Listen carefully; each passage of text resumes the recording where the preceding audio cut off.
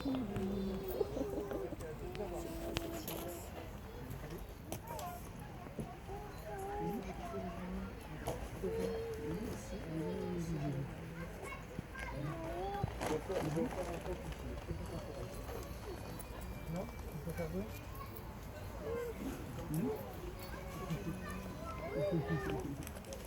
la barque qui flotte sur l'eau, il y a un vieux monsieur. Il y a un vieux monsieur et trois enfants. Les trois enfants tirent le vieux monsieur par la veste et lui disent « Raconte-nous une histoire, raconte-nous une histoire ». Mais le vieux monsieur, il est fatigué. Toute la journée, il a pêché. Et le soir, il a envie de dormir. Et les enfants, allez, raconte-nous une histoire, raconte-nous une histoire. Alors le vieux, comme il ne peut pas s'endormir, il s'assied dans sa barque et il leur raconte une histoire comme ça. Il leur raconte une histoire. Il y avait une fois un bûcheron qui était pauvre. Il était tellement pauvre qu'on lui voyait les orteils à travers les chaussures. Il était tellement pauvre qu'il avait les boutons de la veste qui pendaient. Et tous les matins, il allait dans la forêt et il coupait des arbres. Enfin, les arbres qu'il pouvait couper, parce que comme il était très pauvre, en fait, il avait une vieille hache plutôt rouillée qui ne pouvait pas vraiment casser les arbres. Il pouvait juste couper des petites branches d'arbres. Et c'est pour ça que ce bûcheron, il était pauvre, parce qu'il avait une hache complètement rouillée. Et il avait une hache complètement rouillée parce qu'il était pauvre. Et voilà tellement qu'un jour, en allant couper ces branches, il râle, il a raison, enfin il a raison de râler. Je ne sais pas s'il a raison de râler, enfin je comprends qu'il râle en tout cas. Parce qu'il râle et il dit ouais, depuis que je suis né, c'est que la misère, c'est que la souffrance, c'est que des haches rouillées, c'est que des branches qui résistent, c'est que de la fatigue, et puis la forêt qui recule, il faut marcher encore plus et encore plus et encore plus pour trouver des branches. Ah vraiment, depuis que je suis né, mais qu'est-ce que je souffre, mais alors vraiment, mais c'est terrible, je n'en peux plus, la vie est trop, vraiment trop injuste. Ah là là là là, non, je ne suis pas d'accord, j'y peux rien, mais je ne suis pas d'accord. Ah. À ce moment-là, Zeus, sur son nuage, il entend ça, il prend sa foudre à la main, et plaf, il descend sur terre. Et il se met face au bûcheron. Et il lui dit, écoute bûcheron, tu me fais du tort là. Écoute, moi je suis Zeus. Rien ne me résiste. Je suis tout puissant. Je décide, ça s'accomplit. Tu as 3 souhaits. Tu peux faire 3 souhaits. Et ces 3 souhaits, ils se réaliseront. Alors, choisis-les bien. Allez, à plus tard. Et Zeus se refile sur son nuage. Allez, bûcheron, 3 souhaits. J'ai 3 souhaits à faire. 3 souhaits. Je vais couper les branches et puis je vais encore couper les branches. Non, je vais rentrer chez moi. Je vais rentrer chez moi et je vais annoncer à ma femme qu'on est riche, qu'on ne manque de rien parce qu'il y a 3 souhaits qu'on peut faire et ils vont se réaliser. Oh, je l'annonce à ma femme. Moi, je ne vais pas lui dire que Zeus m'est apparu parce que là, mais je vais lui dire quand même. On va faire ça. Et il arrive chez lui. Et là, il dit à sa femme, oh ma chérie, nous sommes riches à profusion, nous ne manquons de rien, nous sommes heureux, parce qu'elle remarque qu'il arrive sur les branches, alors elle n'est pas contente. Alors lui, il veut la rassurer. Alors oui, tu verras, et alors, on a 3 souhaits à faire, et ces 3 souhaits, ils vont se réaliser. Alors qu'est-ce que... Alors, elle dit, écoute, on va prendre notre temps, on va bien réfléchir à ce qui est important. On a 3 souhaits, on n'en a pas 4. On en a 3. Il a vraiment intérêt à bien réfléchir. Ce qu'on va faire, c'est qu'on va aller se coucher, hein, et la nuit porte conseil, et demain matin, en se levant, on aura une idée. Oui, d'accord, t'as raison. Ouais, n'empêche que moi, j'ai pas envie d'aller me coucher tout de suite. Moi, je suis tout excité, là, j'ai 3 souhaits à faire. Aller me coucher, attends, tu rigoles ou quoi, là, tu plaisantes. Je vais pas aller me coucher, alors que j'ai 3 souhaits qui vont se réaliser. Dès que je fais ces souhaits, ils se réalisent. J'ai pas envie d'aller me coucher. Tu comprends ça? Ouais. Alors ils s'assiedent tous les deux au pied de la cheminée, ils te font un bon feu, il leur restait quelques branches de la veille, ils te font un bon feu, ça flambe bien, ça fait de la bonne braise, ils se réchauffent les pieds parce qu'il fait froid et tout, et ils sont tout contents, et alors le bonhomme, il est tellement content, il est tellement bien qu'il se dit, oh là là, vraiment avec toute cette bonne braise dans cette maison si chaude, dans cette bonne nouvelle des souhaits, vraiment. Oh, ah, c'est vraiment ce qu'il faudrait pour fêter ça, ça serait ouais, un bon maître de boudin, ah oui, et puis on voit surgir un maître de boudin qui descend de la cheminée et qui s'avance comme ça vers eux. Oh. Ah, voilà, sa femme, elle lui dit, ma femme, tu es stupide, tu es stupide. On a trois souhaits à faire. On peut être riche, on peut vivre longtemps, on peut ne manquer de rien, on peut être beau, on peut être roi, on peut être reine. Et toi, tu demandes un maître de boudin. Il nous reste que deux souhaits. Oh, mais tu es vraiment trop stupide. Je suis montée sur Lui, il l'arbre. entend ça, il est pas content. Non, il est pas content. Ah, j'ai pas envie de le dire parce que je veux pas que ça se réalise, mais sans le dire trop fort, hein, sans le dire trop fort, hein, je me retiens, je le dis pas trop fort, hein. Oui, oui. Mais alors, si ce maître de boudin, il pouvait s'accrocher à son nez, et puis paf, le boudin, il s'accroche au nez de sa femme. Un maître de boudin.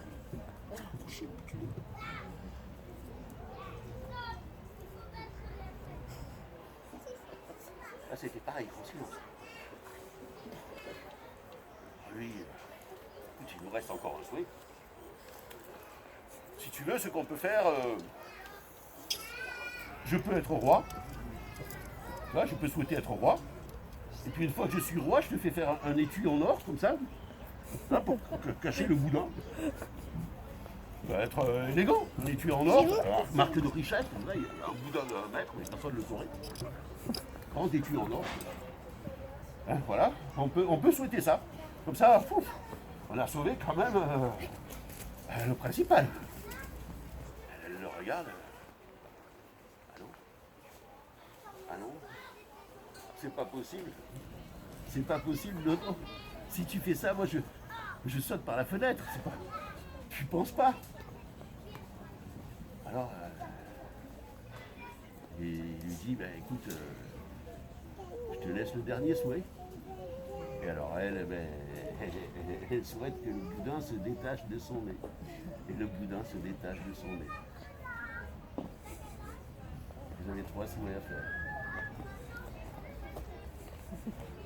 Ils sont riches. Que des joies.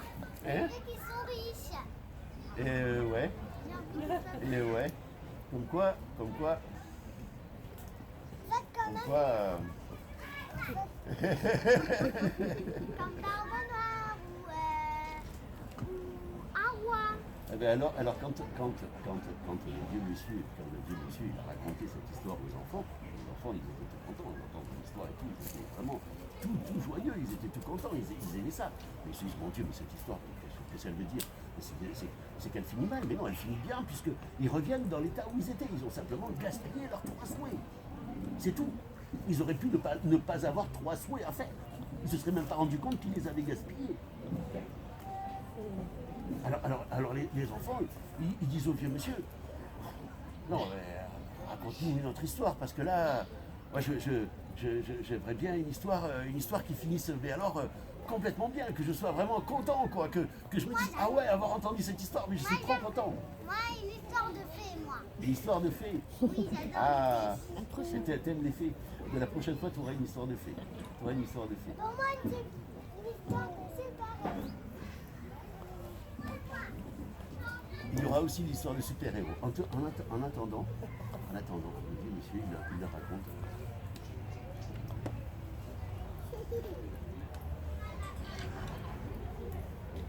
Il raconte l'histoire d'un petit enfant, que son papa, il avait ils habitaient dans une maison. Derrière la maison, il y avait un grand jardin. Et ce grand jardin, c'était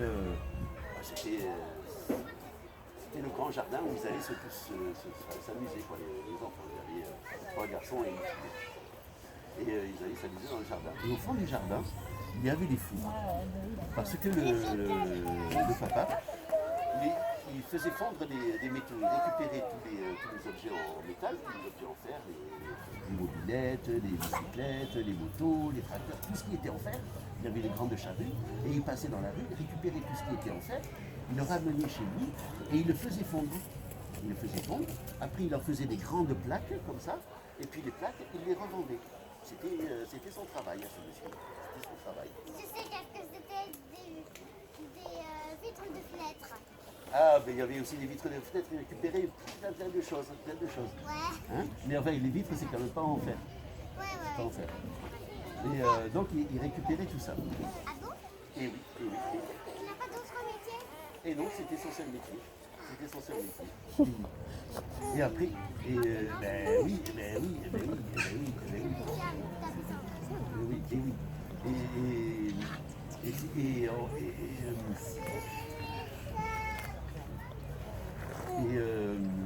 Et donc tous les jours, il récupérait tout ça et il allait le faire fondre dans ses pots. Et voilà qu'un jour, parce que, attends, que je reprenne l'histoire. Parce que là, on m'interrompt pas, j'avoue que je veux faire. Plaque de fer. J'avoue que je veux faire. On dit des plaques de fer. Alors je vais reprendre. Je vais reprendre. En fait, c'est très bien que tu m'aies interrompu. C'est très bien que tu m'aies interrompu. Je vais te dire pourquoi c'est très bien que tu m'aies interrompu. C'est très bien parce qu'en fait, je ne sentais pas bien. Parce que je racontais, c'est l'histoire de... Alors qu'en fait, ce que je vais raconter, et ça je n'osais pas le dire, c'est mon histoire à moi. Et quand je disais le papa, en fait, je parlais de mon papa. Et je me sentais tellement mal à l'aise de ne pas oser le dire, que du coup, j'étais pas dans l'histoire, et toi, tu l'as senti parce que j'étais pas captivé, et du coup, tu m'as interrompu. Alors, je te remercie. C'est donc très bien. Du coup, vous l'avouez. En fait, alors maintenant, je te raconte une partie de ma vie.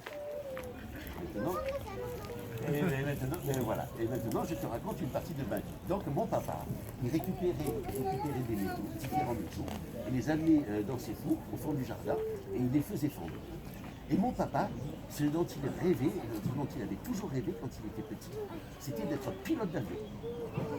Pilote d'avion. Tous les jours, quand il y avait un avion qui passait, qu'il allait se baigner, quand on allait à la plage à Palavas, il y avait des avions qui passaient avec des bandeaux publicitaires. Et mon père, il regardait ces avions, il avait toujours voulu être aviateur. Il disait aviateur, il disait pas pilote, il disait aviateur. Il avait toujours voulu être aviateur. Moi, j'aimerais avoir des super pouvoirs. Eh bien voilà, lui c'était le super pouvoir qu'il voulait avoir, c'était être aviateur. Et donc tous les soirs, avant de se coucher, quand il avait passé sa journée dans ses cours, à faire fondre ses métaux, il allait sur la terrasse qui était derrière la maison. Et là, il se mettait le nez au ciel et il regardait passer les avions. Et ça le faisait.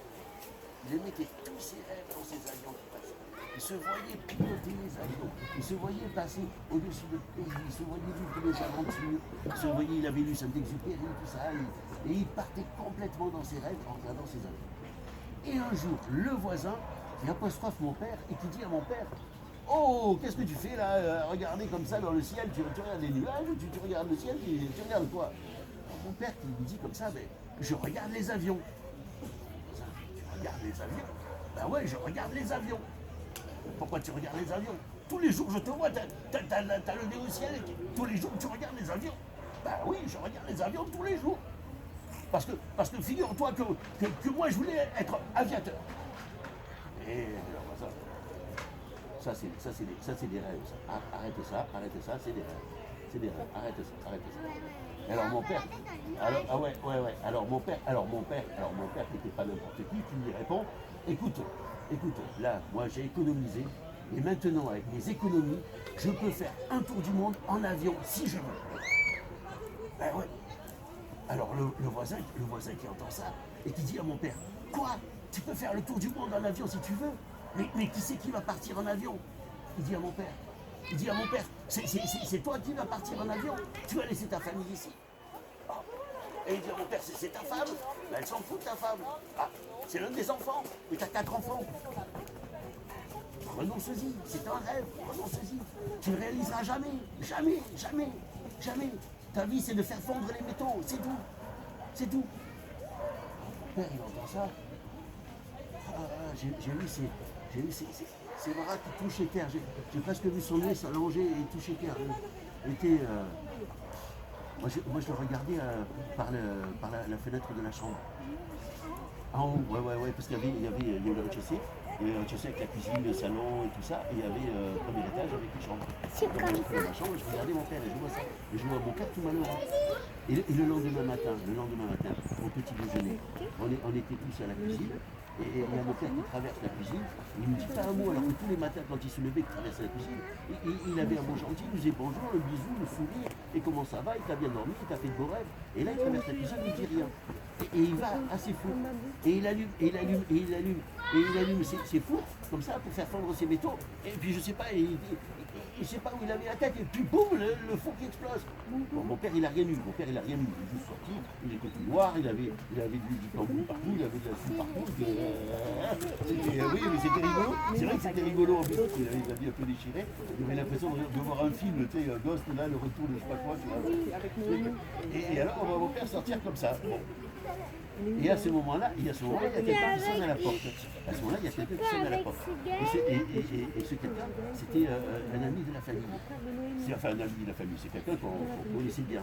Et ce monsieur, il a porté à chaque fois qu'il avait une bonne affaire, il a réservé à mon père. Si mon père ne pouvait pas la prendre, il a donné à quelqu'un d'autre. Mais si mon père pouvait la prendre, il a réservé à mon père. Parce qu'il aimait beaucoup mon père. Parce que mon père, il était génial, mon père. Il était super. Il était trop excellent, quoi. Donc à chaque fois, ouais, en plus. Donc à chaque fois, il réservait à mon père. Et là, il vient voir mon père et il lui dit, écoute, j'ai une bonne nouvelle à t'annoncer. Figure-toi que... Attends, tiens-toi bien. Non, tiens-toi bien. Écoute-moi. Il dit à mon père, figure-toi que j'ai récupéré un avion en aluminium. Un avion tout en aluminium.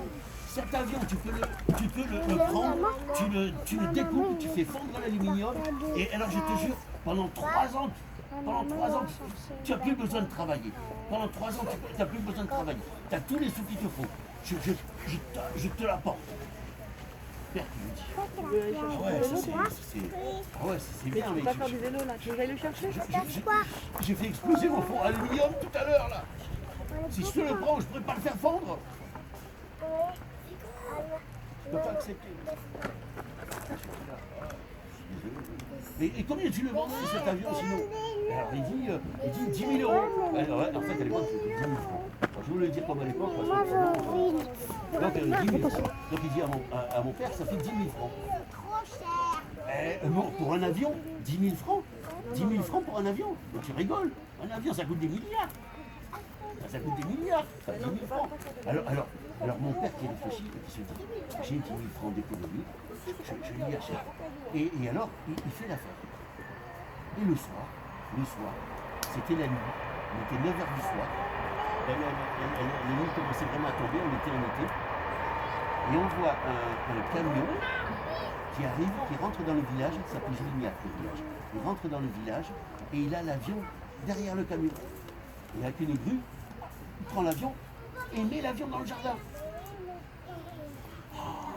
Le voisin, il était derrière la haie de cyprès, il y avait des cyprès, tu sais, entre les jardins, il y a des cyprès souvent, il y avait des cyprès, ces arbres, voilà, ça arrive jusque là, il y avait des cyprès, le voisin, il était derrière la haie de cyprès, il avait sa bouteille de bière à la main, il avait sa cigarette collée à la lèvre, là, Assieds-toi.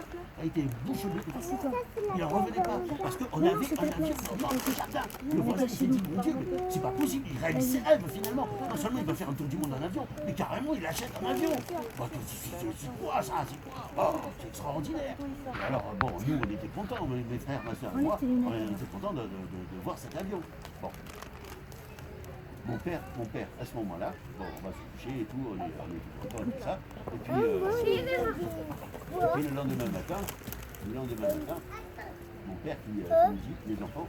Rachel, Rachel me dit quoi? Oui. Alors, je vais trop vite. Merci, maman. Je vais trop vite. Non, je vais trop vite.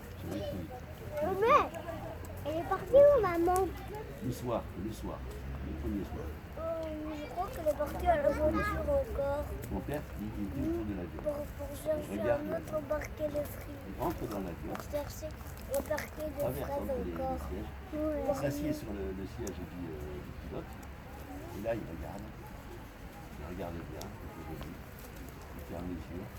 Il appuie sur un bouton. Il a les yeux fermés, il appuie sur un bouton. Et sans les hélices qui commencent à tourner. Il appuie sur un deuxième bouton, les hélices tournent beaucoup plus vite et le moteur tombe. Oh oui, il le sent la carlingue de l'avion comme ça qui est remis. Ah ouais, il prend le manche à balai, il tire le manche à balai. Et il se voit décoller, il se voit dépasser, il se voit passer au-dessus de la Tour Eiffel, il se voit passer au-dessus des Champs-Élysées, il se voit passer au-dessus des... Ah oui, il voit qu'il survole, il est heureux, il est bien là, il est bien là, il est bien. Et puis il ouvre les yeux, il est en train de rêver, il ouvre les yeux. Et qu'est-ce qu'il voit? Il est en face, il est chez lui, il est dans son jardin, il est en face de sa maison. Il n'est jamais parti. Alors il descend de l'avion, et puis vraiment il fait le tour de l'avion, et il voit la lumière de la cuisine qui se reflète sur la fenêtre de l'avion. Et il voit que la lumière de la cuisine, sur le cockpit, la vitre du pilote de l'avion, que la lumière de la cuisine, elle se décompose en plein de couleurs comme l'arc-en-ciel. Alors je sais pas du tout comment ça s'est passé dans la tête de mon père. Je sais pas du tout. Mais je sais que toute la nuit, je l'ai entendu qui vissait, qui donnait des coups de marteau, qui sciait, qui ramenait des trucs, qui tirait sur les cajots, qui bougeait des tas de boîtes en carton, qui rentrait dans l'avion, qui faisait le tour de l'avion, qui branchait les prises toute la nuit. Mon père, il a bourriné autour de l'avion, toute la nuit. Et le lendemain matin, au petit déjeuner, quand on était tous à la cuisine, mon père qui arrive et qui dit: les enfants, prenez à manger, prenez à boire, on va partir faire le tour du monde en avion. On va faire un voyage, ça va durer 3 jours. Profitez-en bien les enfants, parce que ça va durer 3 jours. Et pendant ces 3 jours, on va faire le tour du monde en avion. Ma mère, elle entend ça, elle dit attends là, qu'est-ce que tu racontes? Avec quel avion? Tu as pris les sous? Comment ça, avec quel avion? Avec cet avion là que j'ai acheté. Avec cet avion que tu as acheté, bah, attends, non, mais ma mère, elle ne comprenait pas, parce que mon père, il n'était pas pilote d'avion. Qu'est-ce que c'est cette histoire d'avion? Ma mère, elle s'est dit, bon, je sais pas, il était raisonne, il est fatigué, je sais pas ce qui arrive. Et alors elle nous a pris, elle nous a cachés dans un KGB qui avait sous l'escalier. Il y avait une porte sous l'escalier, c'était un KGB, elle nous a cachés là pour nous abriter parce qu'elle dit à mon père, mais cet avion il a explosé en plein vol. Si tu n'es pas aviateur, et puis tu as payé combien cet avion? Et mon père il dit 10 000 francs. Et ma mère elle nous dit, mais tu as vidé nos économies. Oh, elle est où ma maman? C'est pas possible. Maman. Et alors voilà, ma mère elle était Elle est où ma maman? Elle est où ma maman? Oh, elle est où? Chercher une barquette de fraises.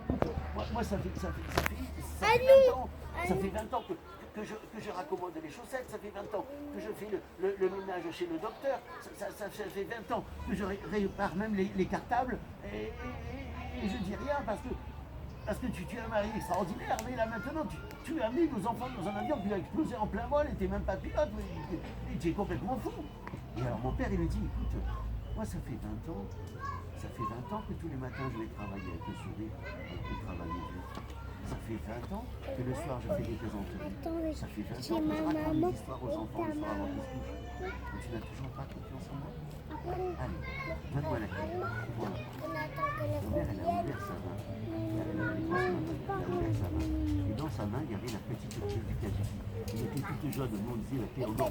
En or, c'est jaune. Mais ça avait la clé du KGB. Il ouvre le KGB. Et il nous fait sortir. On a récupéré toute la nourriture qu'on pouvait voir. On a laissé les fruits et les légumes à ma mère. Mais sinon, on a pris la crème de marron, on a pris les tablettes de chocolat, on a pris la confiture, on a pris du pain, on a laissé l'eau à ma mère, mais par contre, on a pris le Coca-Cola et on a pris la limonade et on est allé dans l'avion. Et le voisin qui nous voit passer comme ça, il nous voit avancer à queue leu, mon père devant, les 4 enfants derrière, comme ça, qui traversent le jardin et qui montent dans l'avion. Le voisin, il n'en revenait pas. Il se dit, c'est pas possible, mais qu'est-ce qu'il va faire? On rentre dans l'avion. Mon père qui nous dit, bon maintenant les enfants, on va attacher les ceintures parce qu'on va décoller. Il arrive, il se met au siège du pilote, et ouais, il se met au siège du pilote, il s'assied, il appuie sur un bouton, et il y a les hélices qui commencent à tourner. Il appuie sur un deuxième bouton, et il y a les hélices qui tournent encore plus vite. Et le moteur qui fourmille, là, la carlingue, là, oh, on le sent. Alors mon père il appuie sur un troisième bouton, il tire le manche à balai. Et là, on a vu la maison se rapprocher. En fait, c'est nous qui nous rapprochions. Mais on avait l'impression qu'elle se rapprochait, comme ça, chaf. Et puis juste avant de rentrer dans la maison, plaf, on est passé au-dessus du toit. Comme ça, on volait. On est passé au-dessus de la fontaine du village. On a vu les gens comme ça, lever les yeux, ils n'avaient jamais vu cet avion. Et alors on est passé, après on a continué. On est passé au-dessus de Montpellier. Je sais bien que c'est à côté de Montpellier. Oh, il a On est passé déjà au-dessus pris de le Montpellier. Là où il y a la statue de Louis XIV. Le gars qui a sculpté, il a dit que si. Je ne me rappelle pas, vous allez les enfants. Mais voilà, on est passé au-dessus de Montpellier. On a continué. Je te jure, je te jure. Je te jure, on est passé, attends, non, mais tu vas voir. On est passé au-dessus de Paris, au-dessus de l'Arc de Triomphe, au-dessus de la Tour Eiffel. Oh là là, mais tout ce qu'on a vu, quand on est passé au-dessus de Londres, c'est Londres en Angleterre, on a vu la relève de la garde. On a vu les soldats rouges défiler avec leur grand bonnet à plumes comme ça. On est passé au-dessus de l'Égypte. Les Égyptiens, oui, exactement. Ils sont réellement comme ça. On est passé au-dessus du pôle Nord. Au-dessus du pôle Nord, là on a vu les igloos, les Esquimaux. Ici, les blocs de glace qui faisaient les igloos et qui pêchaient le saumon. Moi je me rappelle, à un moment donné, en plus ce qui était super, non mais attends, ce qui était super, c'est qu'on mangeait quand on voulait, on buvait quand on voulait, on dormait quand on voulait, il n'y avait pas 3 jours, mais alors vraiment, moi je me souviens à un moment donné, mon père il a fallu qu'il nous dise de nous calmer parce qu'on était à deux assis sur le siège de l'avion pour regarder en dessous, on était au-dessus de l'Afrique à ce moment-là, pour regarder en dessous des troupeaux de gnous. Mais alors il y en avait des milliers de troupeaux de gnous. Et puis derrière, il y avait des gars avec des boucliers en bois et des saguets et qui suivaient les gnous. Et puis derrière, il y avait les éléphants qui changeaient. Et puis derrière les éléphants, il y avait les tigres. Et puis derrière les tigres, il y avait toutes les fourmis rouges. Et puis après, on est passé au-dessus de l'Amérique. Et alors là, on a vu des Indiens avec des plumes grandes comme des baobabs.